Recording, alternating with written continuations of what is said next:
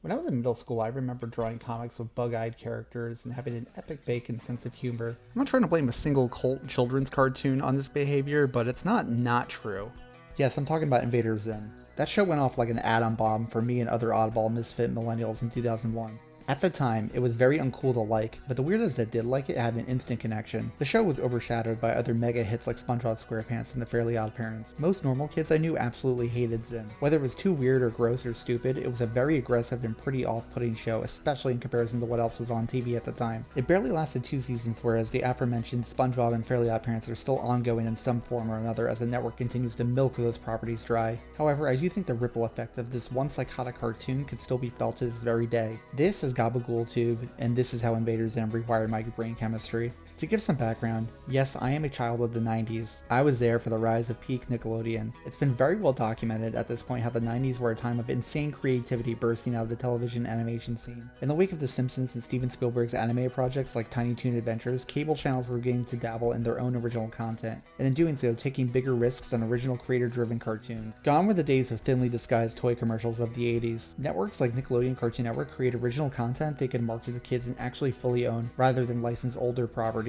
In August 1991, Nickelodeon debuted their branded cartoons Nicktoon with 3 new shows, all from unique creators: Doug, Rugrats, and the Ren and Stimpy Show. Doug was a moderate hit, and once it finished its original run on Nick, Disney picked up the show for an additional few seasons as well as a feature film, and Rugrats became a cultural phenomenon and defined what Nickelodeon would be for about a decade, until at least SpongeBob took its place as their #1 franchise. And then of course, there was the initial punk rock sensation that was Ren and Stimpy. It was the definition of an edgy 90s breakout. There had never been a cartoon on television that was this gross, unhinged, and frankly cool as Ren and Stimpy were. This was a cartoon that wasn't just popular with kids, but adults as well. The show had a rock star creator in John Kricfalusi, which was not dissimilar to how Quentin Tarantino burst onto the independent film scene in the early 90s as the hot new director in town that everyone wanted to emulate. The explosive energy of the show was not sustainable long term though. The way the cartoon was produced led to many issues between the network and its creator John Kay, who besides being an awful human being as a sexual predator and abusive boss to say the least, he broke the one rule in show business: do not screw with the money. Where the episodes were almost always late, on top of the content getting out of control for the Nick censors. Things came to a head during the production of the episode Man's Best Friend, which had deeply violent imagery and a character named George Liquor. John Kay was fired from his own show, and Nickelodeon sent production to their new in-house animation studio, Games Animation. Now, growing up as a nerd browsing the internet in the early 2000s, the narrative had always been that John Kricfalusi was this uncompromising artist that fought tooth and nail to make the greatest cartoon on TV, and the big bad execs took the show away from him and ruined it. But the actual story is a little bit more complex than that, as it sounds like it was more so he couldn't finish an episode to save his life, and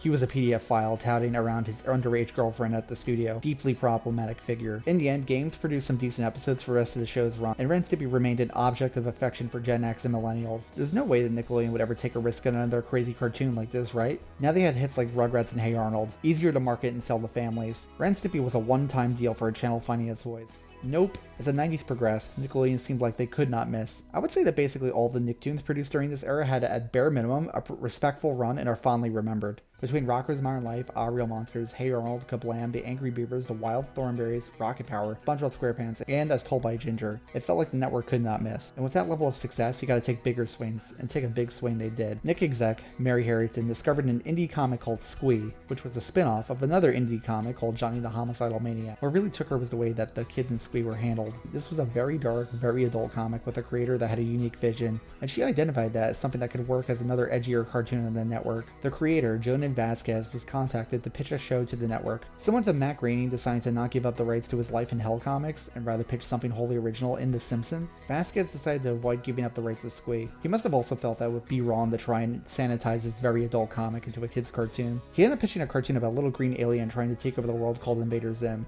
The pilot worked, and the show went into production in 1999, the very end of the legendary Nickelodeon decade. Invader Zim was not going to be an ordinary cartoon. Vasquez recruited other indie comic creators such as Ricky Simmons, Eric Trueheart, and Roman Durd. A good chunk of the staff had never worked on a TV show before, let alone a kids cartoon. Because they were so green to animation, they did not know what they could not do. And bolstered by Nick's decade of success, it seemed the show was also given a sizable animation budget for a cable show, as the show utilized, at the time, innovative computer animation in addition to its traditional 2D animation, giving it a blended feel not far off from the other cult sci-fi cartoon at the time, Futurama. Richard Horvitz, at the time best known for his voice work as Alpha on Mighty Morphin Power Rangers and Daggett on Angry Beavers, was cast as Zim.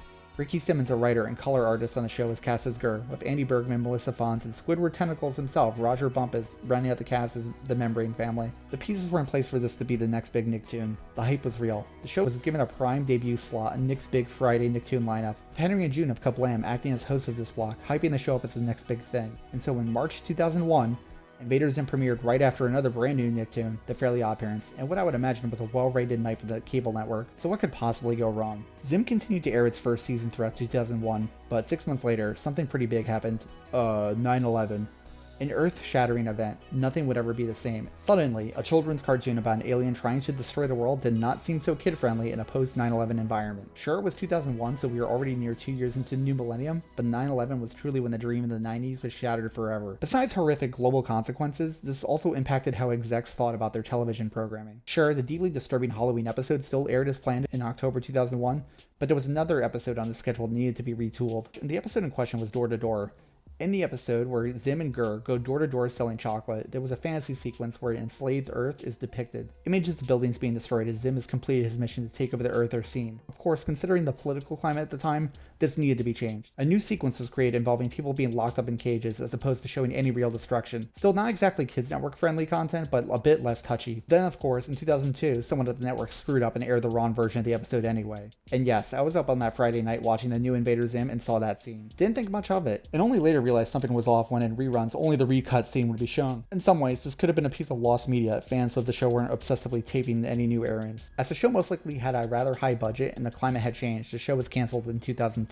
Several episodes from the second season remained unfinished or unaired, but the crew was allowed to get together to complete work on the Christmas episode to be aired that holiday season as the show's send-off. I remember watching the Christmas episode air live and feeling a bit sad because I was fully aware from the internet that the show had been abruptly cancelled. The remaining unaired episodes would be unseen by American audiences until DVD releases began in 2004. The show would then get a second win on Nicktoon's network in 2006 as the final lost episodes would be aired on American TV. In total, only 26 episodes of Invader Zim were ever produced.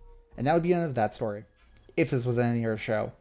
But Invader Zim was not like other shows. This was something that, for whatever reason, spoke to oddballs in a way nothing else on TV could. Maybe it was the art style, or the sense of humor, or what other kids' shows were doing at the time, but there was really nothing quite like it. And the fans refused to let it die. Not without a fight, at least. If I remember correctly, my family computer finally gained access to the internet in 1999. As I was so young and dial-up was so slow, the most I could do at the time was browse basic websites like Nick.com and play basic Flash games if I was lucky. By the time 2002 rolled around, I was a little bit older and spending more time online when it was my turn to use the computer. I probably wanted to see what I could find online about Invader Zim, so a quick Google search led me to an internet forum called roomwithamoose.com. This was an Invader Zim fan site run by fans and my first introduction to internet forums. I created a profile and would post on the site interacting with other fans. The internet at the time, pretty cool. But this is also where I learned that Nickelodeon had canceled my favorite show. The news was all over the site, and there was a sense of dread I felt. Shows from my life had ended before, but I think this was the first time I recognized that a network would just abruptly end something I liked this much. I signed internet petitions to reverse this decision by Nickelodeon, but, you know, those totally work. I was deeply, deeply insufferable. Then thanks to a boutique anime label, Invader Zim was coming to DVD for the first time ever in 2004. Not only that, but Zim merch was beginning to pop up at a store called Hot Topic. This was stuff that was not being advertised by Nickelodeon, and it felt odd that none of this stuff was widely available in Toys R Us or whatever. Suddenly Zim felt like this cool little club to be a part of. I remember at the time when passing the store at the mall, Hot Topic looked like this really scary place. But also I could see from the outside they had merch for The Nightmare Before Christmas. Again, around this time, Nightmare Before Christmas was another failed project that had become a cult object. It wasn't the most beloved Disney film of the 90s, but the people that loved it absolutely loved it. I was one of them, because of course I was. My first favorite director at that age was Tim Burton, so of course I was into the weird stop-motion movie with the scary images. These factors led me to venturing into the weird scary store Hot Topic. I bought some Zim merch into DVDs, and the DVDs had commentaries on them, a special feature that is long gone these days in the age of streaming. However, I guess DVD commentaries have now been replaced by podcasts, and pretty much all public figures making themselves a little too available on that medium, so whatever. But DVD commentaries were very cool. I got to hear from Jordan Vasquez himself and the rest of the staff laugh and comment on the production of all the episodes. What I did not get were the juicy stories about the fights that I imagined them having with Nickelodeon, or how the show was unjustifiably cancelled. As I was very online, I was aware of the Ren Stimpy John K. cautionary tale. Clearly this was history repeating itself with Jordan being the creative genius standing up to the big bad Nickelodeon.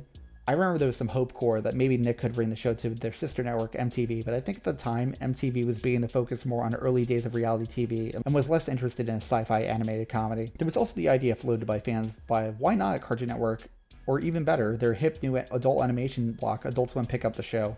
The thing is, Cartoon Network was not giving the types of budgets to shows that Nickelodeon was giving, so the show would absolutely take a hit. And not only that, in the wake of Doug's second win on Disney, Nickelodeon would never give up the rights to one of their shows to a direct competitor ever again. Invader Zim is one of those things that could have only existed in the exact moment that it aired.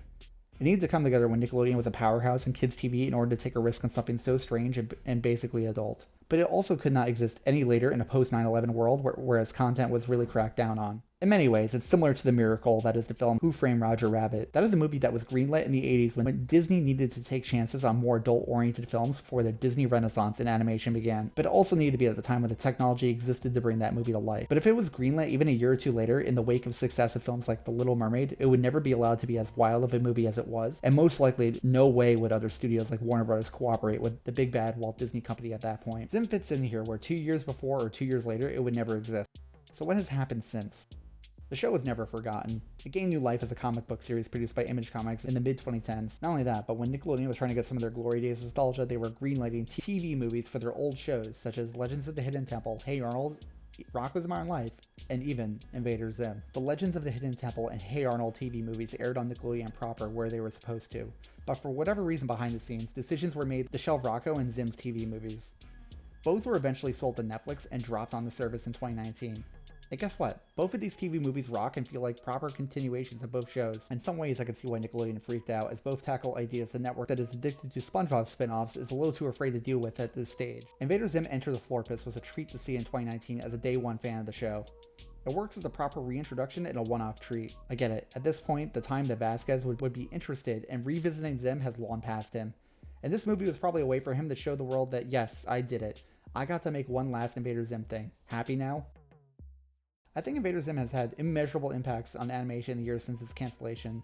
The kids that were weird enough to like the show grew up to create their own shows. I don't think shows like Adventure Time or Rick and Morty would exist without infecting the mind of a specific public, as well as Has Been Hotel. The epic bacon humor of the show was prevalent throughout the internet in the 2000s, so maybe that was something that could have been left in the past. However, it was funny when Zim did it first. I also think the show had a big impact on me personally by impacting how I wanted my art style to look, to finding online communities of other like-minded individuals, and even possibly getting me into an entire music scene. I kind of think the Invader Zim to Hot Topic to Warped Tour pipeline worked on me, as not only was Hot Topic a place for Zim merch, but that was also a place for band tees for bands like My Chemical Romance, Taking Back Sunday, Fall Out Boy, and Blink-182. I could talk more about this period of my life as well, but that would be an entire other video. I think I wanted to revisit this cartoon because in dark times, sometimes nostalgia can feel good. I want to remember how I used to think, how I used to feel, and where I was in the world when I was much younger. I can trace some of my emotional growth to this silly little cult show from 25 years ago, and that's a wild thing to realize. Luckily, unlike many shows from my childhood, I'd say Zim holds up pretty well today. It's still an abrasive show, but I think in the wake of the internet memes and adult animation, the show would probably play better for audience today than it did back in 2001. The world wasn't quite ready for it, but we'd never get it in any other time. So if you haven't done so since childhood, I'd recommend checking it out. The first episode, The Nightmare Begins, is the definite starting point, and honestly, it's only 26 half hours, so if you really like it, you could probably blast through the whole series and the movie pretty quickly. In the age of streaming, YouTube and TikTok being the gold standard for kids' entertainment, I just hope that some weird piece of outsider art can break through to inspire an entire generation of kids today the way a show like Invader Zim did for me. This is GabagoolTube, and thank you for watching.